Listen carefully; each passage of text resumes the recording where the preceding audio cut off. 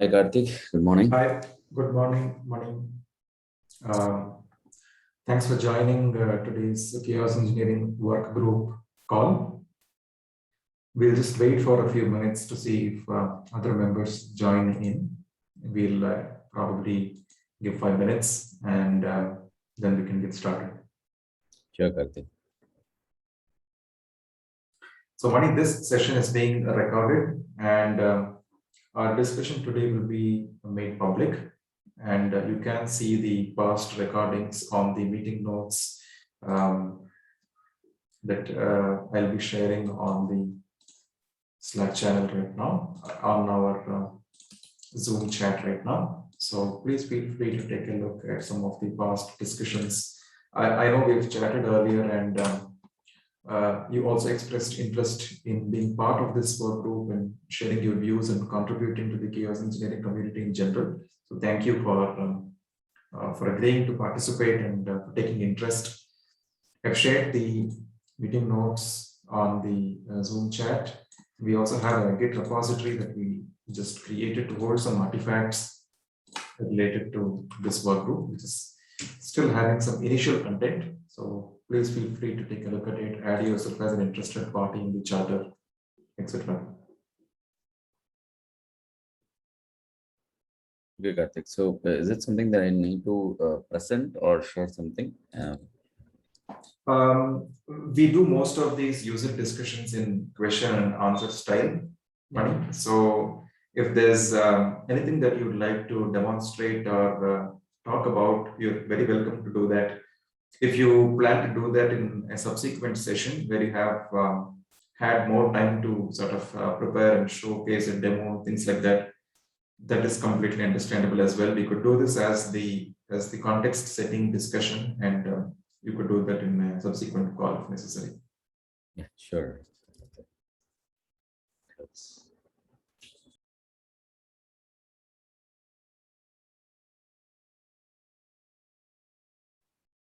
So just to give you a little bit of background as we wait for the other members to join in. So this is a chaos engineering work group that is started quite recently, a few months back. It was an initiative from CNCF to foster some interactions between the end users and the chaos projects in the CNCF landscape. So we can build more knowledge around chaos engineering in general. And this is basically going to help in producing a white paper. The end goal of this work group is to come up with a white paper in which we crystallize our learnings about chaos engineering. And the expectation is for the end users to benefit from the content that we have delivered in this white paper, get them started in their chaos engineering journey, just help them with understanding chaos engineering better and the paradigm shift that is taking place in the cloud native world in terms of how people are practicing chaos engineering in a cloud native setting. So that's what this work group is focused on. So I just wanted to share a little bit of background around that. I see Sergio has joined this call. Hi, Sergio. Would you like to introduce yourself? Well, I was a software engineer at Arena World, and I contributed to the Brave browser, and I'm planning to be ambassador for the Academy Software Foundation. Awesome. Great to have you here. Please feel free to add yourself as the attendee in the meeting notes. I've just shared the meeting notes on the Zoom chat. Okay. The agenda for today's call is a user discussion. So as part of the work group, we've been trying to get end users, people who are practicing chaos engineering in different domains, and basically invite them to share their experiences around how they're practicing chaos engineering. And we have Mani from HelloDoc, which is a medtech organization based out of Indonesia. And he will be sharing with us his chaos journey. So we'll be carrying out this discussion in a question and answer style. We have had some other users appearing on this working group before. Michael came in last. He was speaking about the chaos philosophy and practice at IAG and TPG Telecom, where he is served as a DevOps consultant. And we hope to invite other end users, whoever is interested, to come and share their learnings with us. And we'd like to take that back to the white paper. So with that context, I think we can get started. I think 6 minutes past. So Mani, we'll probably begin by an introduction of yourself. So please feel free to talk about your background, where you're working at, what kind of work you do, and how you basically got started with your chaos journey. Yeah, sure, Karthik. Thanks for listening me. Hey, my name is Manivandan Chandrasekharan. I'm working as a, SRE engineering manager at Haladoc. So I have overall 17 years of experience in the IT industry. So I played different roles at different point of time. At Haladoc, my primary responsibility is to take care of infrastructure provisioning, and then bringing in all the best practices that are required at Haladoc, as well as identifying, analyzing the tool and tech stacks, what is supposed to have it at Haladoc. These are the primary responsibility. Other than that, we have a set of deliverables which needs to happen. So as a SRE team, so we support all our tech verticals, where they have a set of requirements with us to help them provision infrastructure, or maybe the configurations, or maybe at the different level. So that's something that we do. Apart from that, analyzing different set of tools, a quarter and quarter, and then see which is the right fit for Haladoc. So during this journey, I think we started evaluating a kiosk tool. So basically, we considered a set of tools to evaluate on certain parameters. So what we did, we did an analysis in the month of I think Jan. We started looking at how we can implement kiosk engineering at Haladoc. Considering that, we identified around four tools. One is kiosk toolkit, the other one is Pumbaa, and a litmus is the third one, and the last one is kiosk mesh. So what are the key parameters that we looked at while exploring this tool was, we categorize this into six areas. One is how easy the installation and management is, and what are the different set of experiments and definitions each of this tool offers. The third one is about security, and the fourth one is about observability, and fifth is one of the primary point, which we wanted to make a decision whether we want to go with this tool or not, is basically we wanted any tool which is basically a Kubernetes native tool. The last one is about the running behavior. So these are the six key categories that you wanted to analyze through, and then take a decision on it. Out of which we felt all the six parameters were very well met by litmus. So based on that, we decided to go with litmus. But there are few factors which made us to make this decision. Is this is Kubernetes native tool? That's a primary point. The second thing is very easy to install, and lightweight and stateless, and it has got variety of experiments, and it covered almost like in every area that we wanted to cover. The third thing is about the security aspects, which is more like it has service specific accounts, role binding.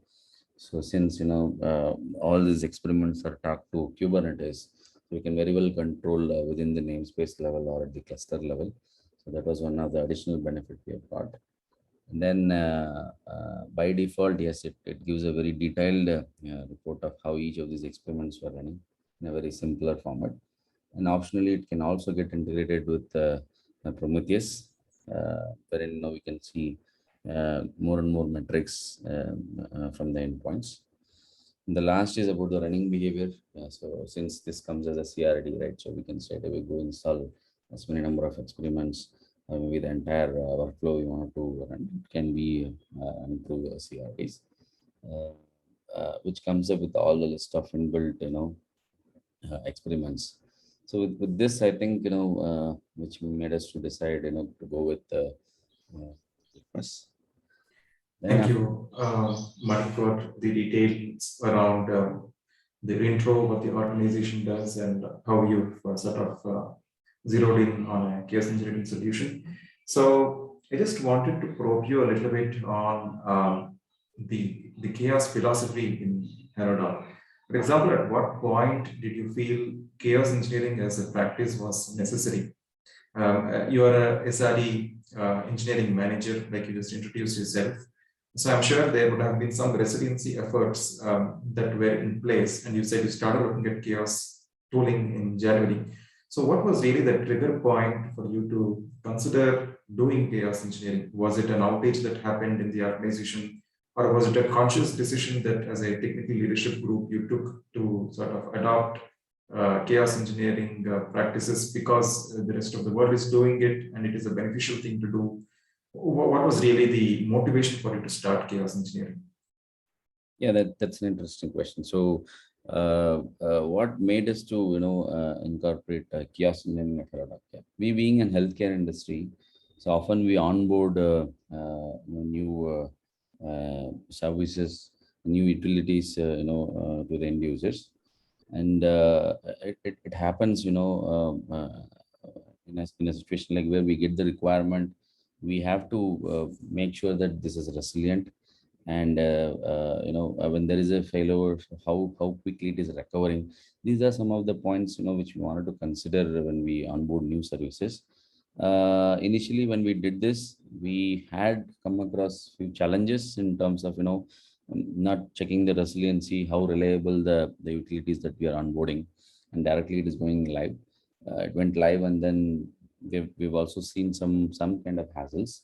So to overcome that, what we have decided is we wanted to have all this thoroughly checked. I mean, all the resiliency testing, meaning every what is the service availability, and if there is a failure, how quickly it is recovering. So these are some of the things, pain points we wanted to capture it at the earlier stage.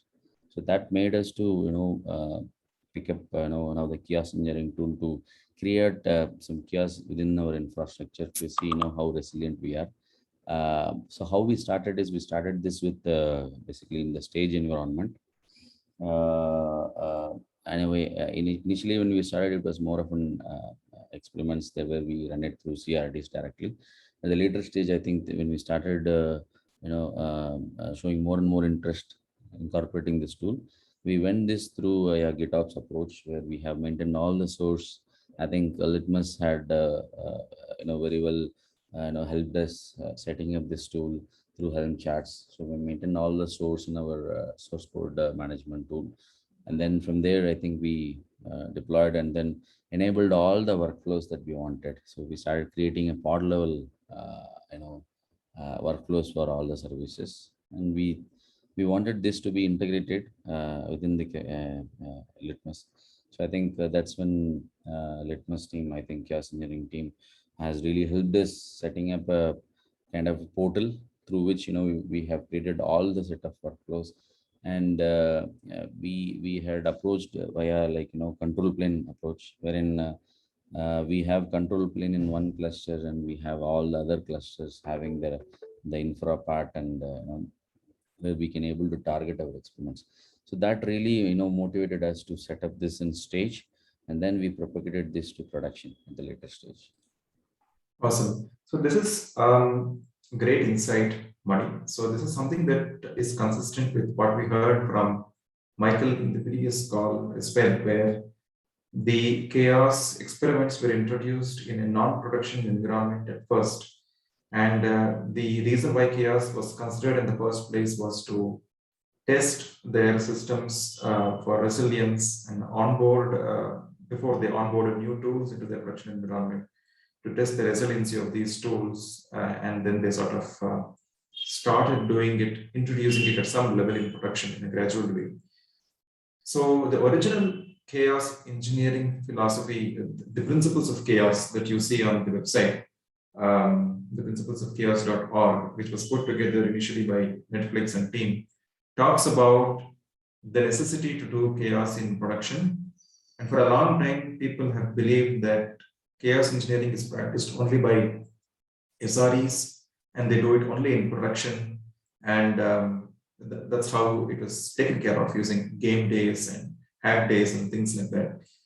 But there has been a shift, a gradual shift, especially with the introduction of the cloud native landscape, where there are a lot of tools that you would use in your environment you picked from different sources, which probably you've not had much control in terms of developing yourself, because it's all needed to provide a seamless experience to the user, and it's also needed by the SREs to maintain the sanity of your systems. In such cases, when you're onboarding these kind of tools, you don't know what impact they're going to have. So it's necessary to do testing, do it before you onboard them into production. So that's something that is getting reiterated. So thank you for providing that insight. And you also said you slowly moved and propagated this to production, right? So I'm assuming that you might have done this as part of some game days, and you might have done some control faults in your production environment. Was there a challenge, some kind of apprehension, hesitation coming from your SRE team when you said that you need to be doing these chaos experiments in production, or is it something that was actually welcomed by them? There was, mutual agreement right in the beginning, and people were invested in this process, or were there any cultural challenges that you had to face in convincing people that this needs to be done in production?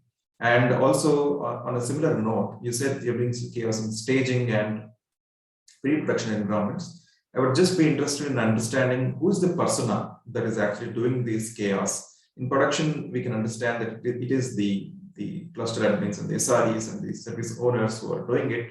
But in case of the staging and pre-prod environments, is it again the same group of people, or is the persona different? Something like, say, a performance engineer, QA engineer, or a developer who's actually doing the experiments by themselves. Has it sort of percolated, the philosophy of chaos and the thought process of chaos, has it percolated down to other different persona as well?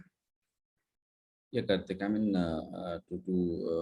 to give a more info about that. So we actually execute all the experiments, automatically, meaning since, as I mentioned earlier, it is more of a GitOps approach. We have created all workflows the way we want it, and all these are stored in the repositories. So as and when any new service is getting deployed in stage, so we it automatically triggers the workflow and start executing it. Meaning, so there is no individual person goes and manually trigger the workflows. It is taken care at the time of deployment. So we have enabled GitOps approach there. So that is currently happening only on stage. Whereas when we look at production, it is a scheduled run where we clearly call this out in the wider channel. We'll tell them, get their buy-in at what time we are going to execute, and we will target set of services, key services, chaos experiments against those services, and see if there are any kind of failures. If there are failures, then yes, we'll call it out, and we'll analyze why the failure has occurred, and accordingly, team will fix it and come back. So this is something we have done a couple of times in a quarter. I think every month on month we have a day where we call it as chaos day, wherein we create we will run the experiments against our production environment, share reports to the leaders. That's something we do. Awesome. Yeah, that's an interesting perspective. By automating this, you're sort of taking away the human hesitation out of it, one could say. So that is nice to hear. The other question that I had was about how do you determine what scenarios you run? For example, you mentioned you have scheduled some experiments and staging.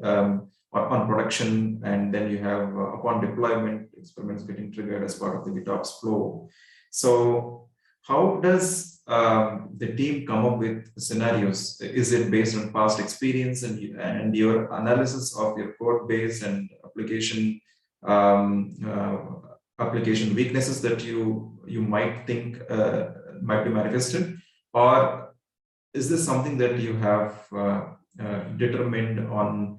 Okay, so these are the possible faults that can happen in our infrastructure. So these are the faults that we should test beforehand. So which way, what contributes to coming up with scenarios, and what are some of the most popularly run chaos faults in your environment? Yeah, Karthik, basically we have some past experience. So it's like, there are some key services. If these services goes down, for an example, I can quote an OTP service. Let's say a person is doing a enrollment and he needs to get an OTP. If this service goes down, so you may not get the OTP for subscribing, right? So that is one of the showstopper.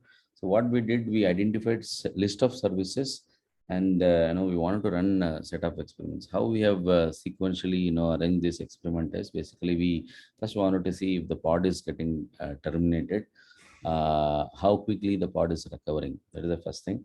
Then we wanted to play around with the memory and CPU hogs. So that was the next set of experiments that we have serially arranged. And the other areas most of the time we see is about the network loss. And most of the times we have some DNS errors. So when we do a health check with the pod is not coming up. It will keeps on spinning, but the pod never gets terminated. So these are all some of the past challenges we have seen. So considering this, we wanted to have this relevant, chaos experiments with the litmus, and we have arranged it in a sequential order to go one by one. And if these five, experiments are met, I think the service is stable, and we will accordingly, generate the report and share the reports to the wider audience. Got it. You brought in some very valid points about checking the health of applications even as you do the faults. So this brings us or leads us to the next question about observability. So observability is very important for chaos execution, and you're factoring in a lot of checkpoints as part of your run. So what is the nature of the observability infrastructure you use? And when you design an experiment, what kind of steady state validation do you sort of build into the experiment flow typically? So what we have done is, like, we have running these experiments, so we are probing for certain endpoints, right? So that is anyway being supported by chaos experiments. So whatever experiments we design, we can probe on the different endpoints. It can be HTTP or maybe Kubernetes side as well. So kubectl probe can be done. So these are the list of probes that we have enabled. But having said that, when there is a failure with these experiments, we have also captured this, and currently our team is working on integrating this with Prometheus. We wanted to enable all the service with service monitoring, and then scraping the metrics about the execution. So currently, I think Litmus by default have a very good dashboard, which is under analytics. We can able to see what is the level of experiments, how many times it was run, and when was the last failure, and the success rate, and what is the percentage of each of this resiliency. I mean, each of these services. What is the resiliency score? There are multiple things comes by default, but beyond that, I think we are also working on integrating this with Prometheus and Grafana. That is something still work in progress, Karthik. Great, thank you for sharing that one. The other question that we had was, a lot of the times people doing chaos engineering in pre-production environments tend to use synthetic workload generators to sort of simulate the traffic that they see in production.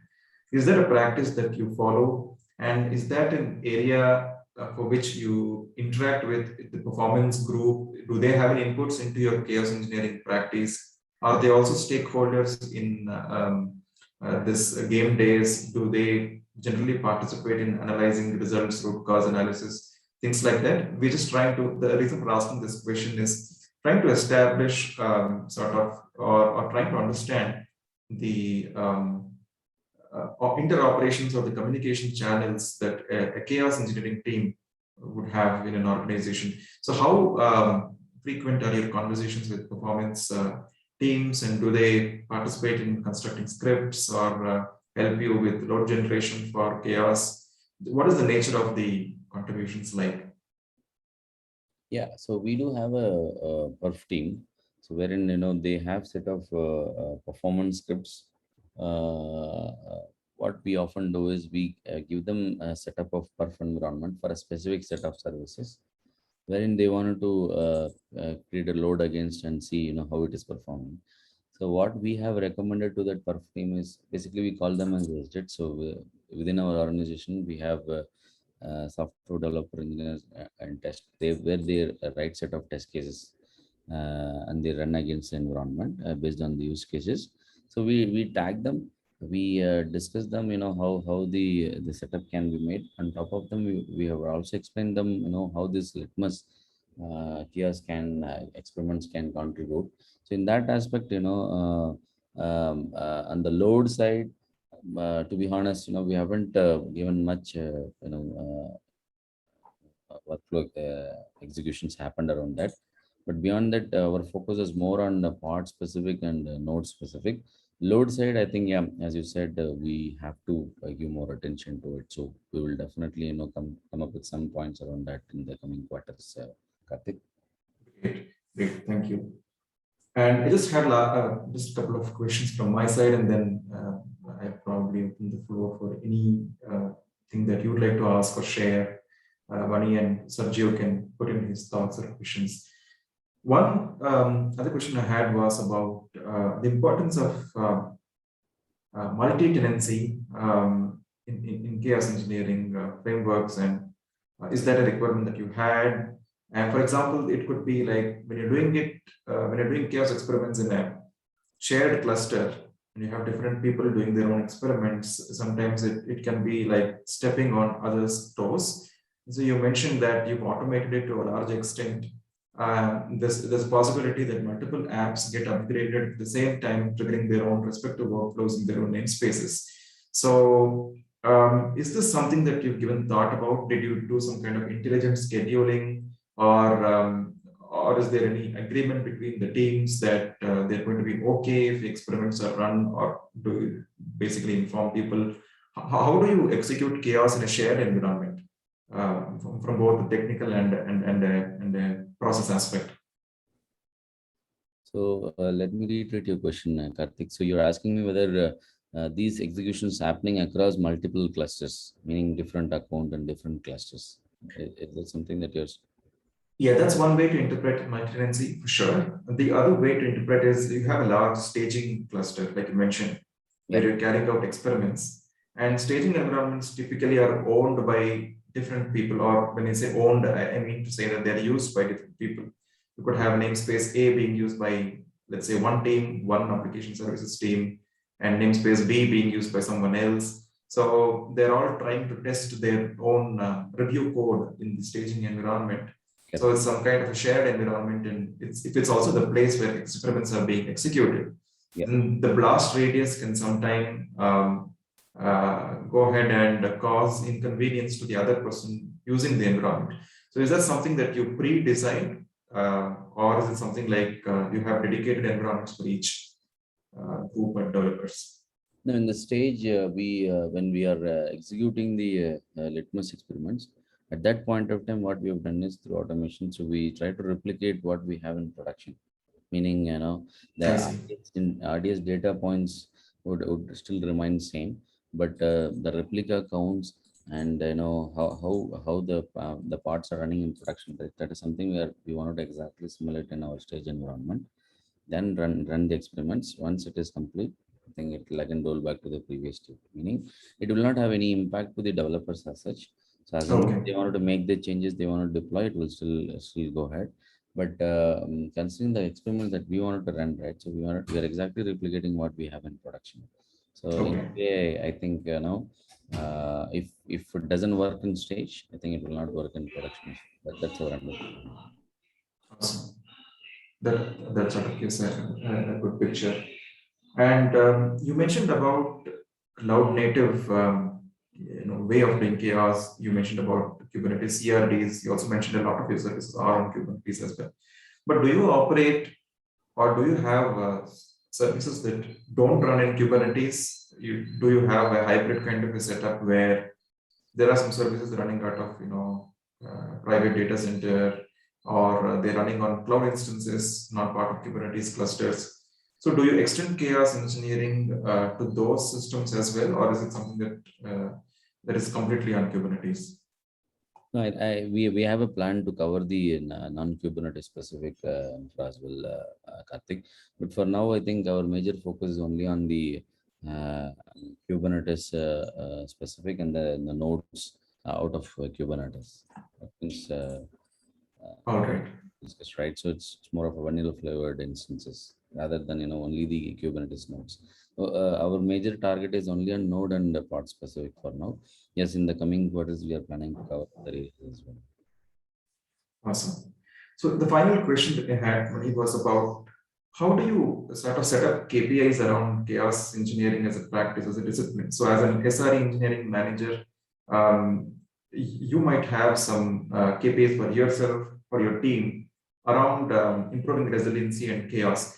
So how do you sort of evaluate the efficiency of your chaos engineering process? Is it the number of tickets that have reduced? Is it the number of outages that have reduced? Or is it like increased uptime? Do you actively have some SLOs that you sort of look at to say, we've performed better in this month compared to last month? How do you generally evaluate the efficacy of your chaos practice? And how is it communicated to the larger group in the organization? And how is it sort of bubbled up as a report that everyone can consume and understand? Yeah, basically we have error budgeting and we have defined SLOs and SLI for all the services. So with respect to our chaos executions, right, experiment executions, we'll make sure that it is not going down in terms of the percentage. And also we have a alerting system in place. If any services has been we created a chaos against any services, it goes down for some time, the error percentage would get incremented, right? So which will indirectly impact our error budgeting percentage as well. So considering this, we always run these experiments on stage, and we have a scheduled run on production, as I said earlier. If there is any a discrepancy in this in this data points, I think we recommend this to the development team to have a look at it, and also from our side, provisioning the infra, meaning if the service goes down for certain reasons, like we will also analyze and fix them. That is the approach that we are following currently, Karthik. Awesome. Thank you, Mani. I think that was very insightful. Some of these questions are part of the standard slide deck template mentioned in the meeting notes, questions that help us learn about how the end user community is practicing chaos, and the few others were sort of things that sort of came to my mind as you explained the use cases. Thank you so much for being patient and giving us all this information. I'm sure the community is going to be making use of this in a better way. All the answers that you provided, we will try to crystallize this information as part of the user experience and user story section of the white paper. So I'd probably like to get in Sergio for his views on what you just explained. Are there any questions that you'd like to add? I think Mani is available for us for some more time, so he will be able to answer any questions you might have. No, I don't have any questions. Cool. I see Brad has joined this call. Hello, Brad. Would you like to introduce yourself? Yeah, my name's Brad. I'm from New Zealand. So normally I'm living in Australia, but I just found that this meeting suits my time zone. So yeah, I'm happy to be here. Awesome. Thank you for joining, Brad. So this is the Chaos Engineering Workgroup meeting, as you know. So this is a cross-tag and a cross-project working group in which we're trying to build some knowledge around cloud native chaos engineering and crystallize all these learnings into a white paper. And as part of this effort, we are inviting some end users to come and talk about when, how they practice chaos engineering and what are the challenges they face, what are the tools they use, what are the plans they have for the future, things like that. So we can get their learnings, take their learnings back to the team and put them into the white paper so that beginners or enthusiasts who are planning to do chaos engineering can derive some learning out of this. So we had money from Halodoc IT, a medtech organization based out of Indonesia, to come and talk about their use cases. And we have captured some interesting answers and perspectives in this call. So they will be made available in a recording. So I think please feel free to take a look at that, Brad. We had Insurance Australia group talking in the previous meeting. So there's a recording made available for that as well. So that's as some context for you. And Mani, I just want to sort of leave the floor open for any questions from your side. For example, what is your ask of the CNCF community in terms of chaos engineering? What are the kind of resources you would like to see, or what is the kind of standards you might like to see? Anything that you would like to see from this community, please feel free to go ahead and talk about that. And I'll also be interested in knowing what plans you have for improving the chaos practice that you're having today. What are your goals around chaos engineering over the, let's say, next few quarters or months? Yeah, sure. So I haven't done chaos engineering before. I guess from this working group, it would be really nice to see some sort of introductions to it. You know, a lot of people are beginners going to these webinars as well. So it would be cool to see some sort of hands-on labs. And yeah, and really, like, do you have a specific tool that, like, do you use Litmos, or that there's another few? Do you use a specific project, or is this sort of, you know, chaos engineering in general? This work group is as a project neutral kind of a platform. Yep. But many of the members in this work group belong to or have been using projects like Litmus or Chaos Mesh or Chaos Toolkit, things like that. Mani today explained about how he has been using Litmus and why they chose Litmus from amongst the choice of tools that it had. What was the basis of their comparison and things like that. If you're looking for some hands-on labs around specific tools, and if you'd like to be introduced to some workshops, we'll be very happy to do that. I can connect with you offline as maintainer of the Litmus project to sort of provide you with some information around that. As far as this particular meeting is concerned, it's more of generalized, perspective setting group for chaos engineering. Yep. No, perfect. And if you ever want to do like webinars, I'm happy to help. Like I'm a CNCF ambassador as well, so Awesome. I can help to like get you webinars and things. Just let me know how I can help as well. Sure, that would be awesome. Thank you for agreeing to contribute, Brian. So there is, I've just posted the meeting notes and the charter link in the Zoom chat. Let me go ahead and place that once again. So please feel free to add yourself as an interested party, and we'll be happy to reach out to you. Sure. Yeah, I'm in that document now, actually. Awesome. Oh no, not that one actually. I want the other one. Yeah. Cool. Bunny, would you like to say something? Would you like to sort of speak to what you would like to see from the CNCF community in terms of chaos? Yeah. To answer your question, so Karthik, so we being a startup, we wanted to evaluate tools which are open source. Since our team is using Kubernetes, which is again a CNCF project, so the most of the tools that we wanted to bring in which suits this environment. Other than Litmus, I think we're also using all other tools like Argo CD is one tool we are using. We are using Prometheus Grafana stack, and then we are using OPA Gatekeeper. So these are all some of the tools we have already evaluated and we have adopted and we are using it. Our primary point is, since we are having all our 100 plus services running in Kubernetes, so we wanted the